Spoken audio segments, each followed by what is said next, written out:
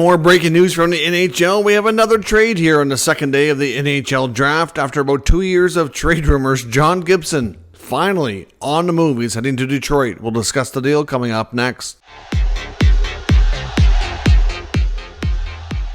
So welcome back to another video here at Top Shelf Hockey. As I mentioned, we have another trade, and this one involves a player that's been involved in trade rumors forever. It's been a couple of years now that John Gibson has been welcoming a change and looking to move on from the Ducks.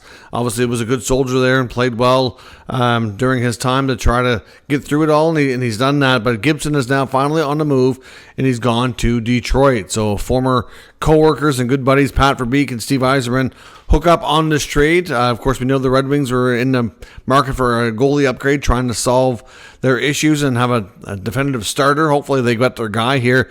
So Gibson goes to Detroit in exchange for Peter Mrazek, who the Red Wings had reacquired last season. They get Mrazek as well as a second and fourth round draft pick, not in this year's draft and future draft. So that's not a bad return for Anaheim. We know they're going to go with Lucas Dostal.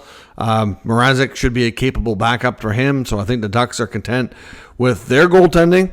Obviously, they get the extra picks as well. For Gibson, he goes to Detroit, who they still have a lot of goalies under contract, but Alex Lyon's a pending unrestricted free agent, so we assume Lyon's probably not returning. And then we have Cam Talbot. They also have him under contract for one more year, so I don't know if they're going to run with a Gibson-Talbot tandem. Gibson still does have some injury history, so it might not be terrible to have a guy like Talbot on the roster as well. He's not making a ton of money. He's only around $2.5 million. So really, all in all, that's probably a good insurance piece to have there. Talbot wasn't too bad for them last year, so we'll see what happens. Or do they move Talbot for something else and maybe try to dip into free agency and have another backup, or consider re-signing Lyon? We'll have to see what they do.